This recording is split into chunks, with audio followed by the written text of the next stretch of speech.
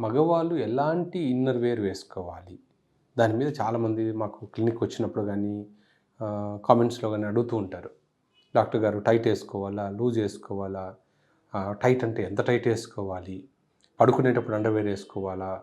ఎటువంటి అండర్‌వేర్ వేసుకోవాలని జనరల్‌గా అది చాలామందికున్న డౌట్.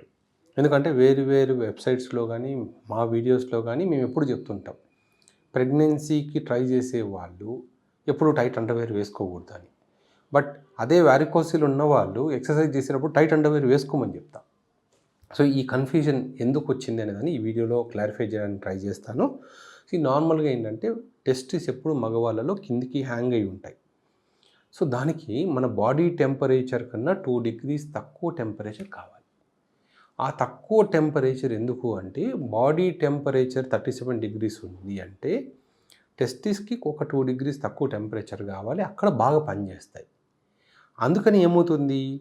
టెస్టిస్‌లో టెంపరేచర్ ఎక్కువైతే స్పెర్మ్ ప్రొడక్షను, హార్మోన్ ప్రొడక్షను 2 తగ్గిపోతాయి.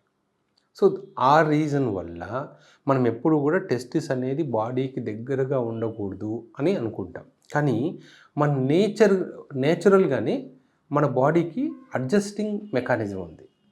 ఇప్పుడు మీరు సమ్మర్‌లో చూసినప్పుడు ఏమవుతుంది? టెస్టిస్ కిందికి హ్యాంగ్ అయ్యి ఉంటాయి. వింటర్‌లో చూసినప్పుడు బాడీకి దగ్గరగా ఉంటాయి.